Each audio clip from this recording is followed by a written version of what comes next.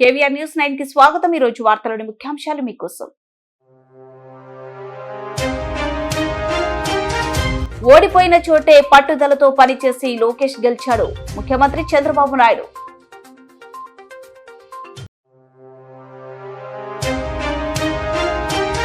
అమలు కాని వాగ్దానాలతో ప్రజలను మరోసారి మోసం చేస్తున్న కూటమి ప్రభుత్వం అంటూ వైసీపీ విమర్శ।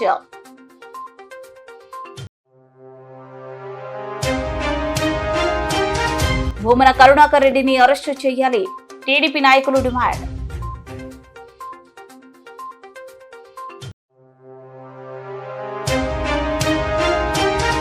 హన్మకొండ జిల్లా బాలసముద్రంలో డబుల్ బెడ్రూమ్ ఇంట్ల ప్రారంభోత్సవం మంత్రి పొంగులేటి।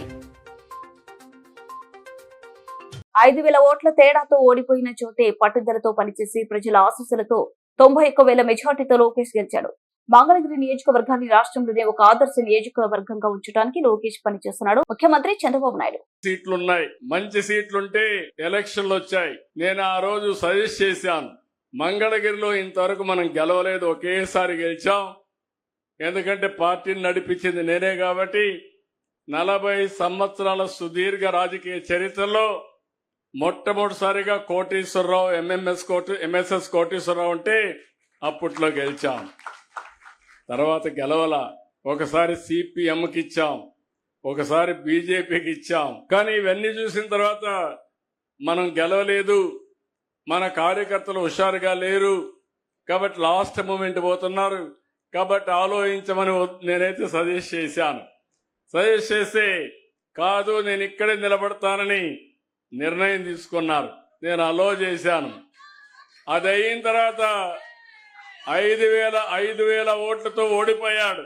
ఓడిపోయినప్పుడు అన్నాడు, నేను ఎక్కడైతే ఓడిపోయానో అక్కడే అద్వితీయంగా గెలవాలి, మంచి మెజార్టీతో గెలవాలని పట్టుదలతో ముందుకు వచ్చాడు।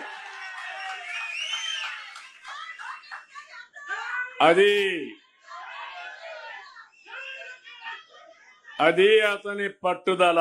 మీలో కూడా సమస్యలున్నాయని పారిపోతే సమస్యలే మనల్ని ఫినిష్ చేస్తాయి। ఏదైనా సరే ఒక్కొక్కసారి కలిసి రాకపోతే కలిసి వచ్చే మార్గాన్ని కసిగా పనిచేయగలిగితే అది సాధ్యం అవుతుంది। అది లోకేష్ ఈ నియోజకవర్గం నిలబెట్టాడని చెప్పి కూడా నేను మీకు తెలియజేస్తున్నా। అక్కడి నుంచి మీరు చూశారు, 5,000 మెజారిటీతో ఓడిపోయిన కాన్స్టిట్యున్సీ 91,000 మెజారిటీతో గెలవడం అనేది ఒక చరిత్ర। కూటమి ప్రభుత్వంలో అమలు కాని వాగ్దానాలు చేసి రాష్ట్ర ప్రజలను మరోసారి మోసం చేసిందని వైఎస్ఆర్సీపీ రాష్ట్ర మహిళా వర్కింగ్ ప్రెసిడెంట్ ఎస్వి విజయ మనోహరి తెలిపారు। ఈ రోజు కర్నూలు వైఎస్ఆర్సీపీ పార్టీ కార్యాలయంలో మీడియా సమావేశంలో మాట్లాడుతూ కూటమి ప్రభుత్వం ఈ నెల ఆగస్టు 15వ తేదీన ఉచిత ప్రయాణం అంటూ మరోసారి మహిళలను మోసం చేస్తున్నారని అన్నారు। రాష్ట్ర వ్యాప్తంగా 12,000 బస్సులు ఉంటే కేవలం 6,000 బస్సులతోనే ఉచిత ప్రయాణమని అంటున్నారన్నారు। కార్యక్రమంలో వైఎస్ఆర్సీపీ కార్పొరేటర్లు, వైఎస్ఆర్సీపీ అనుబంధ విభాగాల అధ్యక్షులు, పార్టీ నాయకులు, కార్యకర్తలు పాల్గొన్నారు।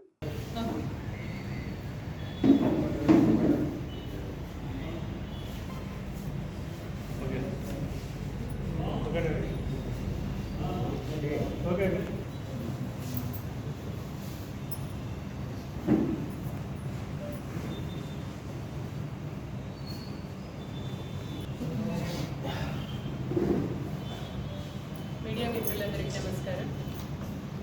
ఈ సమావేశం ఏర్పాటు చేయడానికి ముఖ్య కారణం చంద్రబాబు నాయుడు గారు కూటమి ప్రభుత్వం సూపర్ సేపుండానే అన్ని అమలైపోయినాయని చెప్తా ఉన్నారు।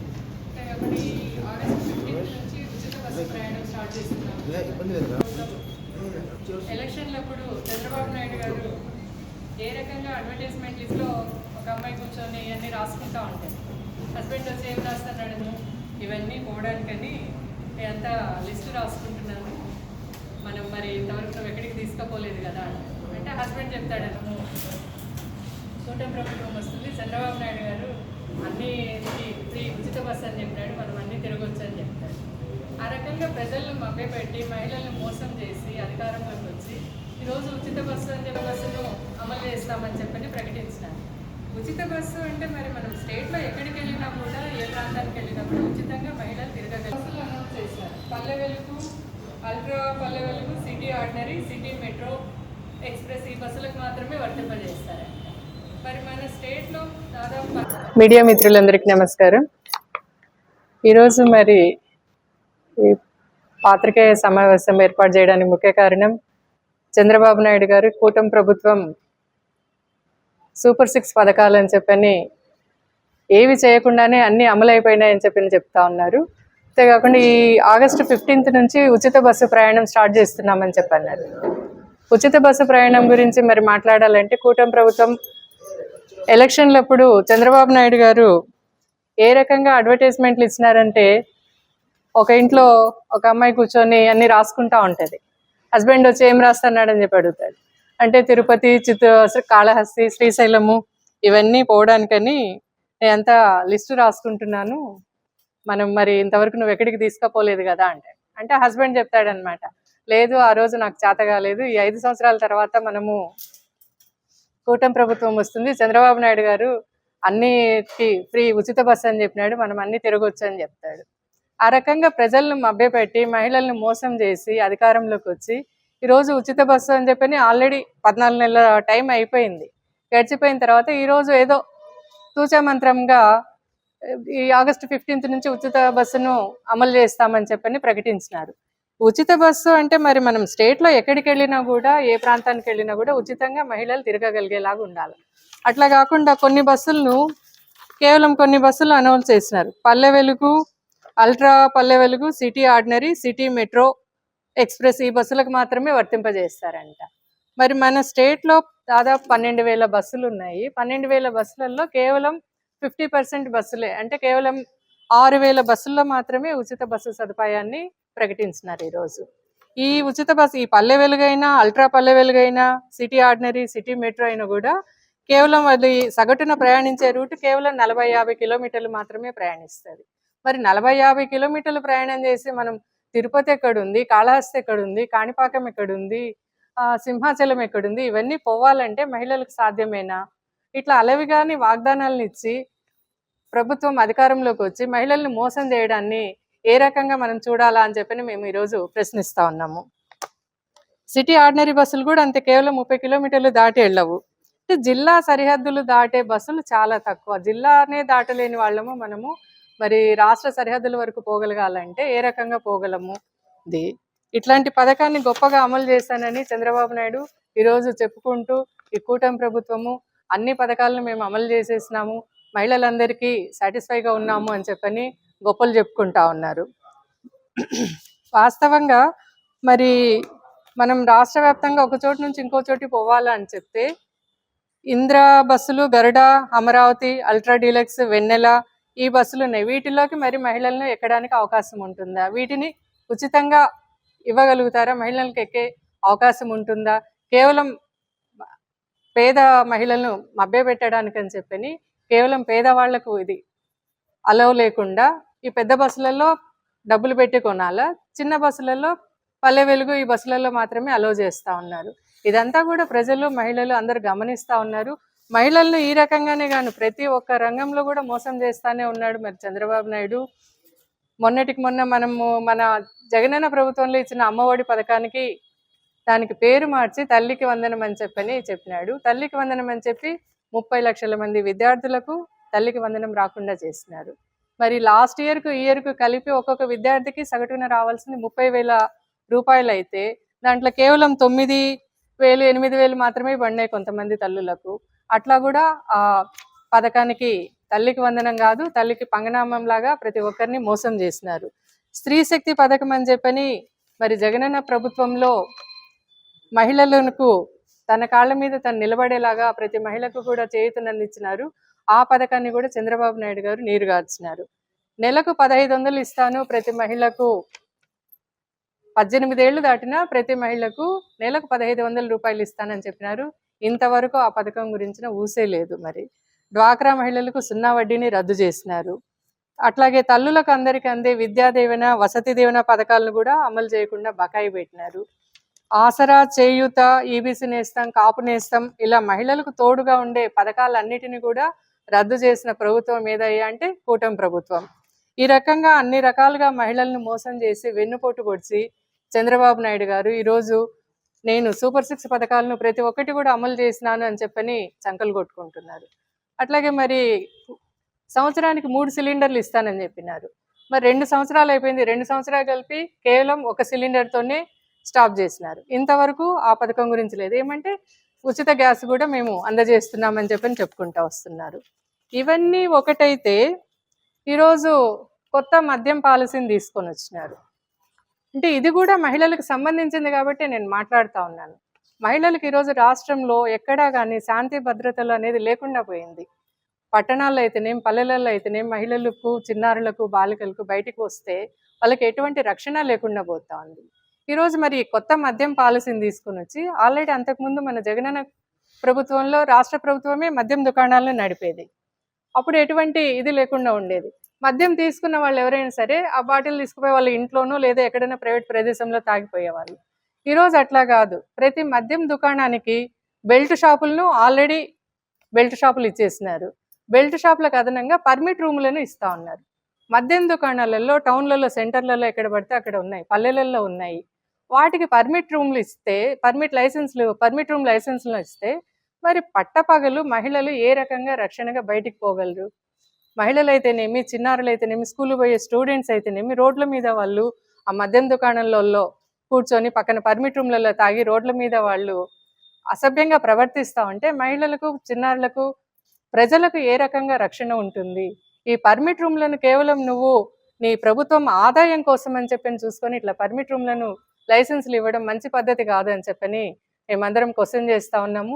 అట్లాగే మరి ఏ రకంగా చూసుకున్నా కూడా చంద్రబాబు నాయుడు గారు అయితేనేమి, కూటమి ప్రభుత్వం అయితేనేమి ప్రజలను అనేక రకాలుగా మభ్యపెట్టి ఈరోజు అధికారంలోకి వచ్చి ఏ పథకాన్ని 143 హామీలను చెప్పినాడు ఆయన.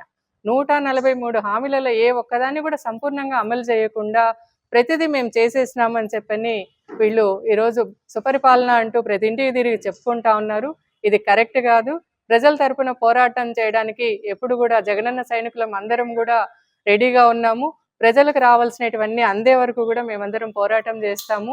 ప్రజలకు ఇక్కడ ఏం జరుగుతుంది అని చెప్పని మేము అన్ని విపులంగా విశదీకరించి వాళ్లకు కరెక్ట్గా చేరేలాగా కూడా సమాచారాన్ని మేము ముందుగా ఉంటామని చెప్పని కూటమి ప్రభుత్వాన్ని హెచ్చరిస్తా ఉన్నాను. టీటీడీ ప్రతిష్టను దెబ్బతీసే విధంగా వ్యవహరిస్తున్న భూమన కరుణాకర్ రెడ్డి మరియు ఆయన కుమారుడిని తిరుపతి పోలీసులు అరెస్ట్ చేసి రోడ్డుపై బట్టలు లేకుండా తిప్పాలని TTD board member Nandyal TDP జిల్లా అధ్యక్షుడు మల్లెల రాజశేఖర్ కోరారు. భూమన కరుణాకర్ రెడ్డి ఆయన కుటుంబం మొదటి నుంచి తిరుమల తిరుపతి ప్రతిష్టను దెబ్బతీస్తూ వచ్చారన్నారు. వైసీపీ ఎన్నికల సమయంలో దళితుల ఓట్లను వాడుకొని వారిపైనే దౌర్జన్యాలు చేసిందని, వెంటనే భూమన కరుణాకర్ రెడ్డి ఆయన కుమారుడిని పోలీసులు అరెస్ట్ చేయాలని తిరుపతి ఎస్పీని రాజశేఖర్ కోరారు. భంగం వాటిల్లించడానికి భూమన కరుణాకర్ రెడ్డి, వారి కుటుంబము, వారి అనుచరులు మొదటి నుంచి కూడా కుట్రలు పన్నుతున్నారు. అందులో భాగంగానే మొన్న ఒక దళితుల యువకుని కిడ్నాప్ చేసి వాళ్ళ ఆఫీస్లో తీవ్రంగా దాడి చేసి కొట్టిందని ఈరోజు మేము ఖండిస్తున్నాం. దాని మీదనే ఈరోజు ప్రెస్ మీట్. ఈరోజు కరుణాకర్ రెడ్డి మొదటి నుంచి కూడా తిరుమల తిరుపతి దేవస్థానాన్ని టార్గెట్ చేసి ఫస్ట్ నుంచి కూడా మన హిందువుల ఆత్మగౌరవాన్ని దెబ్బతీసే విధంగా, తిరుమల పవిత్రతను దెబ్బతీసే విధంగా ఫస్ట్ నుంచి ఆయన నడవడికలు అట్నే ఉన్నాయి. గతంలో కూడా ఎంతోమంది వైసీపీ కార్యకర్తలు అడ్డు పెట్టుకొని వాళ్ళని అరాచకాలు చేసుకుంటూ అక్కడ ఎస్సీల మీద దాడులు చేయడం అనేది వైసీపీ పార్టీకి మొదటి నుంచి అలవాటైపోయింది. ముఖ్యంగా వాళ్ళ అధికారంలో ఉన్నప్పుడు కూడా అధికారంలో లేనప్పుడు ఎస్సీలతో ఓట్లు వేయించుకొని అధికారంలోకి వచ్చిన తర్వాత ఎస్సీలపై దాడులు చేయడం ఆ రోజు నుంచి జగన్మోహన్ రెడ్డి సీఎం అయినప్పటి నుంచి కూడా జరుగుతూనే ఉన్నాయి. మాస్క్ అడిగిన నేరానికి సుధాకర్ గారిపై ఆ రోజు దాడి చేసి మానసికంగా హింసించి ఆయన చావుకు కారణమైంది ఆ రోజు వైసీపీ ప్రభుత్వం. అలాగే ఒక ఎమ్మెల్సీ చూస్తే డ్రైవర్ను ఎస్సీని చంపి వాళ్ళ ఇంటికే డెలివరీ చేసినాడు. ఈరోజు ఆ కరుణాకర్ రెడ్డి కొడుకు, కరుణాకర్ రెడ్డి వాళ్ళ అనుచరులు ఏకంగా కిడ్నాప్ చేసి మనిషిని వాళ్ళ ఆఫీసులనే కొట్టి మళ్ళీ అది వీడియోలో చిత్రీకరించి సోషల్ మీడియాలో పెట్టడం ఎంత దారుణం ఇది. నేను ఈరోజు తిరుమల తిరుపతి జిల్లాకు సంబంధించిన పోలీస్ శాఖ వారిని నేను రిక్వెస్ట్ చేస్తున్నాను. వీళ్ళని ఇట్లనే వదిలేస్తే ప్రతి ఒక్కరు ఇదే నేర్చుకుంటారు. ఖచ్చితంగా భూమన కరుణాకర్ రెడ్డిని, కొడుకును, వాళ్ళ అనుచరులను అరెస్ట్ చేసి బట్టలు లేకుండా తిరుపతిలో తిప్పితే కానీ ఇవన్నీ లా అండ్ ఆర్డర్ దారిలోకి రాదని నేను రిక్వెస్ట్ చేస్తున్నాను. పోలీస్ శాఖ వారికి కూడా సుమోటోగా కేసు రిజిస్టర్ చేసి వాళ్ళను సంబంధిత బాధితులను అందరినీ అరెస్ట్ చేయాలని చెప్పి మేము కోరుకుంటున్నాము. హన్మకొండ జిల్లా బాలసముద్రంలోని అంబేద్కర్ నగర్ లో 2 పడక గదుల ఇంట్లను వరంగల్ పశ్చిమ ఎమ్మెల్యే నాయని రాజేందర్ రెడ్డితో కలిసి ప్రారంభించిన రాష్ట్ర రెవెన్యూ, గృహ నిర్మాణ, సమాచార, పౌర సంబంధాల శాఖ మంత్రి పొంగులేటి శ్రీనివాసరెడ్డి G+3 విధానంలో 592 ఇంట్లను 3,904 లక్షల వ్యయంతో 2 పడక గదుల ఇంట్లను నిర్మించగా మంత్రి పొంగులేటి శ్రీనివాసరెడ్డి శిలాఫలకాన్ని ఆవిష్కరించి ప్రారంభించిన అనంతరం కాళోజీ నారాయణరావు కళాక్షేత్రంలో ఏర్పాటు చేసిన సమావేశంలో మంత్రి మాట్లాడుతూ ఇప్పుడున్నది ప్రజల ప్రభుత్వం, ఈ పాలనలో ప్రజలకు న్యాయం జరుగుతుందని ఆయన అన్నారు. మన జీవితం గురించి మనం ఏం చేస్తున్నాం అని ఆలోచించే కన్నా ఎక్కువ ఉల్లాసంగా ఉన్నాం, మన చేతుల్లోనే ఉందని ఆయన తెలిపారు. ఈ సమాజంలో చాలా ప్రమాదకరమని ఆలోచించే వారికి కూడా నలుగురితో కలిసి ఈ సమాజంలో మీరు పనిచేసే వారికి అందుబాటులో ఉండాలని మంత్రి అన్నారు. ఈ కార్యక్రమంలో ఎమ్మెల్సీ బసవరాజు, సారయ్య, పశ్చిమ నియోజకవర్గం MLA Nayani Rajender Reddy, Vardhannapet MLA KR Nagaraj, Warangal నగర మేయర్ గుండు సుధారాణి, జిల్లా కలెక్టర్లు, అధికారులు, లబ్ధిదారులు తదితరులు పాల్గొన్నారు. అనుబంధానికి భారతీయ సంస్కృతి ఎంత మహోన్నతమైందో మనందరికీ తెలుసు. రాఖీ రహీమున్నీసా గౌరవ మంత్రి గారికి రాఖీ కట్టడం జరిగింది. అలాగే స్థానిక శాసనసభ్యులు గౌరవ నాయన్ రాజేందర్ రెడ్డి గారికి రాఖీ కట్టడం జరుగుతుంది. మీ సార్ కూడా రావాలి కదా, ఇద్దరు రావాలి కదా. ఎంత గొప్ప మంత్రులు కానీ ఎమ్మెల్యేలు కానీ ఇక్కడే చూస్తున్నాం మనం. మీరు ఎక్కడైనా చూసారేమో చెప్పండి. తర్వాత ఎర్ర రూప సోదరి ఎర్ర రూప చంద్రమౌళి గారు, భర్త చంద్రమౌళి.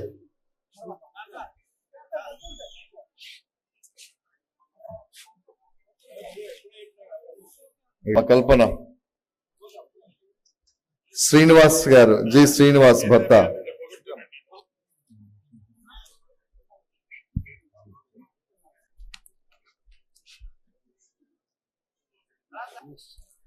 నెక్స్ట్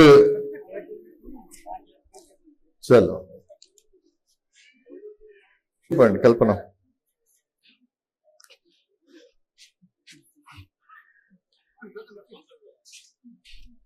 ఇక రాఖీలు కట్టుడు లేదు కాబట్టి ఓరుగంటి స్వరూప.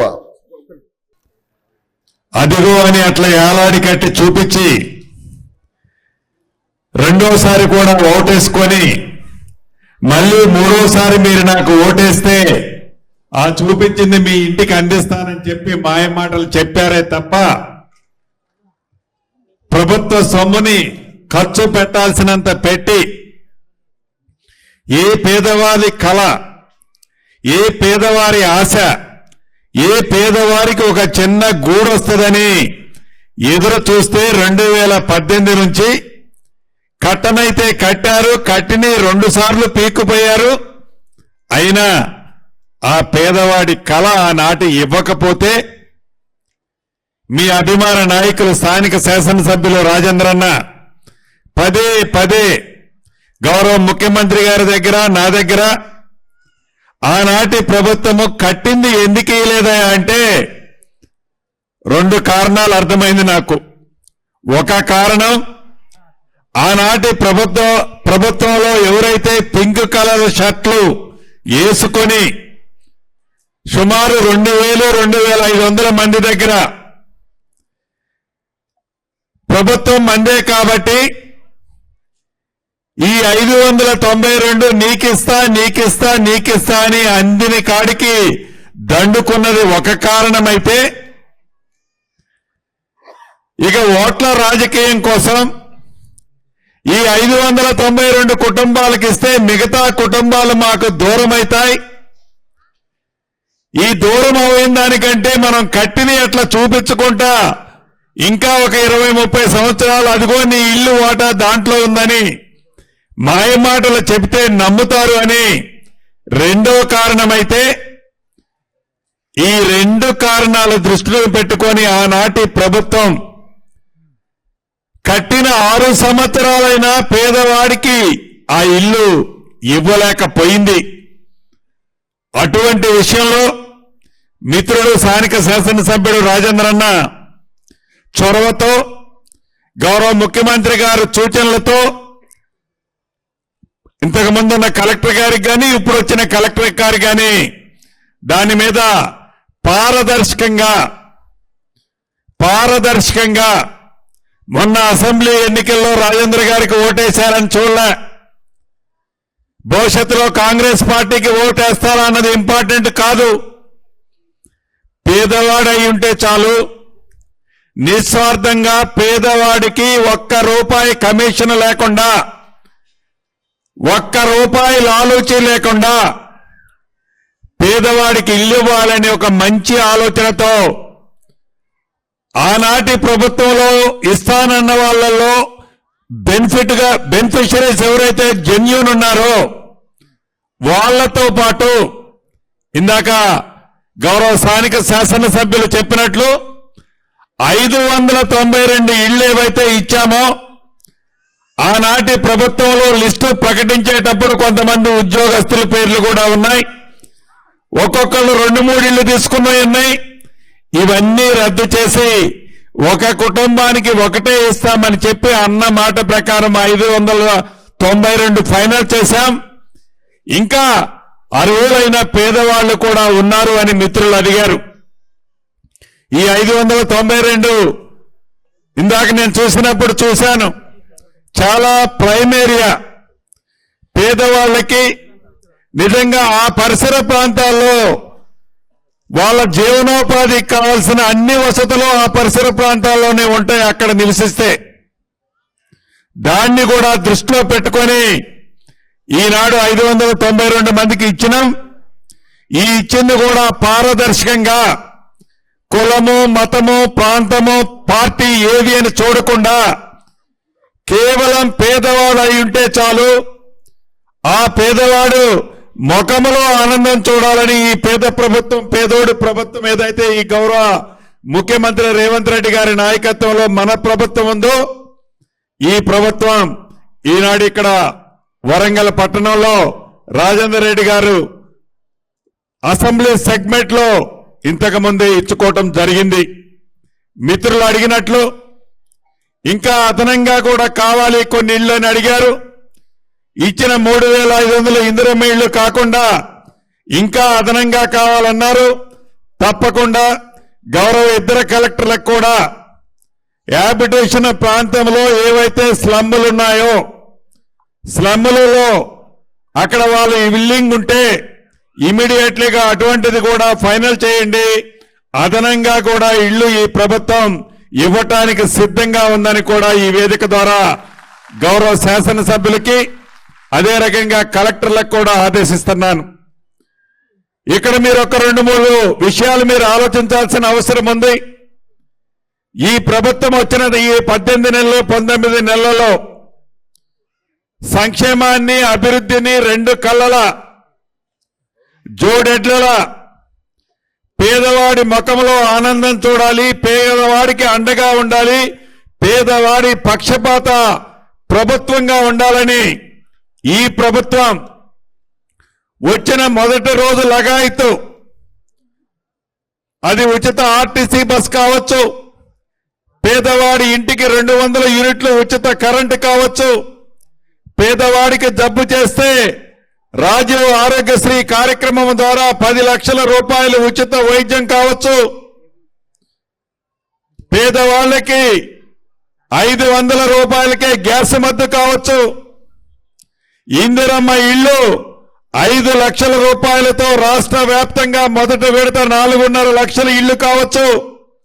మొన్న ఉగాది నుంచి రాష్ట్ర వ్యాప్తంగా పెద్దోడు తినే సన్న బియ్యం నా పేదింటి ఆడబిడ్డ కూడా తినాలి అని సన్న బియ్యం కార్యక్రమం కావచ్చు. 10 సంవత్సరాలలో రేషన్ కార్డు కొత్తది ఇవ్వటం కానీ, ఉన్న పాత రేషన్ కార్డులో బిడ్డ పుట్టినా కోడలు వచ్చినా ఆ పేర్లు కూడా ఆనాడు పాత కార్డులో చేర్చలేదు. రాష్ట్ర వ్యాప్తంగా సుమారు 17 లక్షల మంది పాత కార్డులలో కొత్తగా వచ్చిన పేర్లు చేరుస్తూ రాష్ట్ర వ్యాప్తంగా 6 లక్షల కొత్త రేషన్ కార్డులు ఇచ్చిన ప్రభుత్వం మీ దీవెనలతో ఉన్న మన పేదోడి ప్రభుత్వం. అంతేకాదు ఇక్కడ ఉన్న వాళ్ళు చాలా మంది రైతు కుటుంబం, దానికి రిలేటెడ్ కుటుంబాలు ఉన్నాయి. రైతును రాజు చేసే దాంట్లో వరేస్తే ఉరే అని ఆనాటి ప్రభుత్వం చెప్తే వరి వేసిన రైతుకి పూర్తి భద్రత కల్పించే విధంగా మద్దతు ధరతో పాటు క్వింటాలకి 500 రూపాయల బోనస్ ఇస్తూ ధనిక తెలంగాణ రాష్ట్రంలో ఆనాటి ప్రభుత్వం రైతు బంధు ద్వారా ఎకరానికి 2 విడతల్లో 10,000 రూపాయలు ఇస్తే 8,19,000 కోట్లు అప్పు చేసి అప్పు మన భారాన మన నెత్తిన పెట్టిన అప్పుల రాష్ట్రంగా ఉన్న రైతులకి రాజులా చేయాలి అని 2 విడతల్లో 12,000 రూపాయలు ఇచ్చే కార్యక్రమంలో ఈ మధ్యనే 9 రోజుల్లో 9,000 కోట్ల రూపాయలు రైతన్నల ఖాతాలో జమ చేసిన ప్రభుత్వం మీరు ఎన్నుకున్న ప్రభుత్వం. అంతేకాదు ఇంకా అనేక మంచి కార్యక్రమాలు చేయాలని తపన పడుతున్న ఈ ప్రభుత్వం ఆనాటి ప్రభుత్వం చేసిన అనేక అవకతవకలు, వారి స్వార్థం కోసం పేదోడికి ఇల్లు ఇస్తే మాకేమి కమిషన్లు వస్తాయని కమిషన్ల కోసం కాళేశ్వరం కట్టారు. ఆ కట్టిన కాళేశ్వరం ప్రాజెక్టు ఎలా కూలిపోయిందో మీరు చూశారు. మొన్న 31వ తారీఖు నాడు ఆ కాళేశ్వరంకి సంబంధించిన కమిషన్ ఇచ్చిన రిపోర్ట్ చూశారు. ఆ రిపోర్టు చూసిన తర్వాత కూడా తెలంగాణ రాష్ట్ర ప్రజలందరూ ఆనాటి ప్రభుత్వాన్ని అసహించుకున్నా ఇంకా నిస్సిగ్గుగా దబాయిస్తూ దోచుకున్నది దాచుకొని దాన్ని తిరిగి ఈనాడు అధికారంలో ఉన్న పార్టీకి తిరుగు దాడి చేయాలని వారి ప్రయత్నం మీరందరూ గమనిస్తూనే ఉన్నారు. అంతేకాదు ఇందాక సారన్న చెప్పినట్టు ఈ ప్రభుత్వానికి చిత్తశుద్ధి ఉంది. గౌరవ మన నాయకులు రాహుల్ గాంధీ గారు వార్తలు ముగించే ముందు ముఖ్యాంశాలు మరోసారి. ఓడిపోయిన చోటే పట్టుదలతో పనిచేసి లోకేష్ గెలిచాడు, ముఖ్యమంత్రి చంద్రబాబు నాయుడు.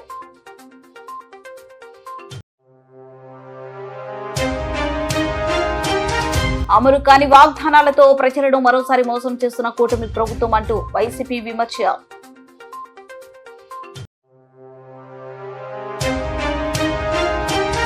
భూమన కరుణాకర్ రెడ్డిని అరెస్టు చేయాలి, టీడీపీ నాయకులు డిమాండ్.